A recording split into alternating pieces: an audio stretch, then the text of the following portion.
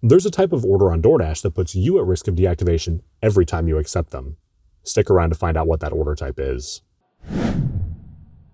What's going on, everybody? I'm Zach Drives Fast for the Rideshare Guy, and in this video, I'm going to tell you 5 common ways that drivers get deactivated from DoorDash. In my opinion, deactivations range anywhere from "you deserved that" to completely unjustified. Today, we're going to be talking about the latter. One of the biggest problems with gig apps is they usually don't ask questions before deactivating the driver. In fact, they'll frequently believe the word of a dishonest customer over the driver, and we get the axe. Before we get into the first common thing that'll get you deactivated, I want to give you one tip that'll apply to everything we're going to talk about today. Document everything. Take pictures of addresses, screenshot conversations with your customers, snap a photo of apartment and building numbers. Anything that can help you prove that you were where you were supposed to be or that you were following instructions. Number 1, contract violations. Okay, that is intentionally vague, as there's several aspects to contract violations, and all of them are going to come with their own unique tips on how to protect yourself. With that said, 1.1, the order never arrived scam. If you're a new driver, you are especially susceptible to this. Having said that, if you have 1 or more contract violations, one lying customer could be all it takes for you to lose your app access. The only thing worse than a thief is a thief that gets us deactivated. From time to time, customers with some ethical issues will report that their order never arrived when it in fact did. Here's how to protect yourself. Take a picture of the offer screen as well as the customer screen. When you get a violation, sometimes support will only give you the pickup restaurant and nothing more, so having both of these pieces of information will help you move to the next step. Once you've figured out which offer triggered the violation, you'll then look for the picture of the house or apartment or building number or anything relevant that you'll then email to support. In the event that you couldn't figure out the exact offer that triggered the violation, that's okay. Send them every offer that you received from that restaurant that day, along with the addresses that you delivered to. DoorDash knows where we are at any given time, assuming we're running the app. Therefore, the pictures coupled with the GPS data that they can see is generally enough information to get the violation removed. 1.2, the order was excessively late. Okay, in all fairness, from time to time, this can be the driver's fault when they take their sweet time or do some pretty bad multi-apping. However, sometimes it's also out of the driver's control. From time to time, restaurants will mark orders ready for pickup that actually aren't, and this essentially tells DoorDash that you should be on your way. But you're still waiting for your order. When you catch a restaurant doing this, text your customer and tell them that their order isn't actually ready, and tell them it's going to be another X minutes before you're on your way. This will create a record of you reaching out to your customer and explaining the situation. You may also want to respectfully ask the restaurant not to mark orders ready for pickup when they're really not. Also, don't forget to take a screenshot of your conversation with the customer for good measure. 1.3, you're delivering to the wrong address. Guys, stuff happens. I'd be lying if I said I had never delivered an order to the wrong door, only to go back a few minutes later like a freaking porch pirate and steal it back from them to deliver it to the correct customer. Having said that, if you're unsure that you're in the right place, type the address into Google and look for a listing for the house on redfin.com, zillow.com, realtor.com, or if it's an apartment, check out apartments.com. Doing this will generally give you multiple pictures of what the place looks like. If that doesn't help you, call and or text your customer. If you can't get in touch with them, call support. Number 2, a bad driving record. Contrary to popular belief, the apps do run a new background check on us from time to time, and this does include our driving record. Sure, the occasional moving violation is probably not enough to get you deactivated. Unless you've got a reckless driving charge, a DUI, or potentially even a driving without insurance ticket. I want to take a moment to tell a quick story of something that happened to me about 10 years ago before I started doing delivery work. I was pulled over in a parking lot of all places for something minor, and well, I didn't get a ticket for whatever it was that he pulled me over for. Unfortunately, I didn't have an up-to-date copy of my insurance card in the car. I was given a no insurance ticket. Now, in my county, if you do have insurance and you can prove it in a reasonable amount of time after getting the ticket, they'll dismiss it. But due to more pressing issues that I was going through at the time, I forgot to take that insurance card into the courthouse to get it dismissed. You know what my insurance company did? They raised my insurance rates for not having insurance. What kind of bullshit is that?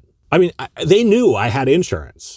I wish I could say that was some kind of analogy, but unfortunately, that really happened to me. And had I tried to apply for any gig apps within a few years of that, I likely would have been denied. The moral of the story is, drive like you have your grandma in the car, because if you don't, it could potentially cost you your app access, and that's coming from Zach Drives Fast. Number 3, sharing your referral code. This one applies to DoorDash only and is making the list for a pretty specific reason. Over this last week, I got 2 emails from DoorDash begging me to refer new drivers. This email talked up all the freaking money that you'll earn in bonuses and how you'll both get paid. This email recommended that you refer close friends or family to be a driver. Here's what they don't tell you. They have a very specific policy about who you can refer and where you can share your link. Maybe you have a Twitter and think you can make some extra money tweeting out your link. Well, not so fast. If they catch you doing that, they will deactivate you. The rules surrounding who you can share your links with and where you can post them are a little concerning to me, as they don't have any way of verifying whether you broke their rules or not. But we know DoorDash. Deactivate and don't pay. Do yourself a favor and don't refer anybody to DoorDash. If they want to drive, don't send them your link. Tell them to go to the website and sign up on their own. There's a link in the video description to their policy on referring other drivers. If you're considering sending somebody DoorDash's way, take a look at that first. Number 4, being rude. This one seems like a no-brainer, but hear me out. I've heard one too many stories of a restaurant employee who just doesn't like drivers, so I felt the need to put this on the list. If you have a restaurant employee or a customer report that you were rude in any way, shape, or form, you guessed it, deactivated. Think about how difficult it would be to explain to support the tone of voice that you were using when you used those exact words to that specific person on that day when they were just clearly having a bad day to begin with. That's not realistic. Look, I get it. We're in a hurry and we just want to keep moving. We're not always treated well by restaurant staff or customers. With that said, the single worst thing that you can do is be rude back to them. Did you know that restaurants can blacklist drivers right from their tablet? The best case scenario is you don't get deactivated, but you'll never see another offer from that place again. There's a handful of restaurants in my market that I make a pretty substantial amount of money from, and getting blacklisted from just one of them would definitely negatively impact my income. But let's get back to the subject at hand. Admittedly, I have been guilty of mouthing off to rude restaurant staff from time to time, and very occasionally a very unreasonable customer. And I was being very foolish. All it would have taken is one of those people to go all King Kong Karen or questionable Ken, and I would have been deactivated. Being accused of acting anything less than courteous is definitely one of the harder things to protect ourselves from. The only way to protect ourselves from this during face-to-face interactions is to wear a body camera. Keep in mind, depending on your state, that may or may not be legal in private settings, so make sure to check your local laws. Also, don't forget that every phone call or message sent through the app can be reviewed by DoorDash, so make sure to stay polite. Look, I know that we deal with some frustrating people from time to time, but the best thing that we can do is to smile and tell them to have a nice day. This brings me to the final thing that can get you deactivated: shop and pay orders. DoorDash uses the term fraud pretty loosely when it comes to their drivers. Here's the problem with shop and pay orders. DoorDash thinks they know the prices of the items that you're shopping for, but they're not always right. This is why from time to time, your red card will get declined. Over the last year, we've seen record-breaking inflation, and prices on everything are going up everywhere. The grocery store is no different. The stuff that used to cost $5 now costs $7. When you accept a shop and pay order, DoorDash is not going to know the total price until you swipe your red card. If that price comes out higher than they were expecting, that's right, you could potentially be deactivated. Some of you might think I'm being a little overdramatic. However, I'm personally aware of several drivers that have gotten deactivated for doing shop and pay orders and just swiping their red card. I want to be clear, I'm not telling you to avoid shop and deliver orders. They can be some of the highest paying orders on DoorDash. What I am saying is to protect yourself if you choose to accept them. Here's how you do that. Before you check out, take a picture of all of the items in your cart. This will be relevant in a moment. After you've checked out, snap a picture of the receipt and keep it on your phone for at least a couple of weeks. In the event that DoorDash accuses you of buying items that you weren't supposed to, you could just send them a copy of the receipt. I wish I could say this is the only issue with shop and pay orders, but it's not. When we pick up an order from a restaurant and it's in a sealed bag and there's an item missing, it's pretty obvious that it wasn't our fault. This isn't the case with shop and pay orders. To illustrate my point, I'd like to share another experience that I had. Last summer, I completed a shop and deliver order on DoorDash. It was a pretty standard order with nothing that needed to be swapped or refunded. It took 2 trips back and forth to the car to get the order delivered, and on the second trip, I could see the customer watching me in the window. My hands were full, so I just nodded. After getting all of the bags dropped off at the door, I took a few steps back and got a picture of the groceries. However, because I stepped back a bit, the house number was also visible in the picture. This customer saw me take the picture.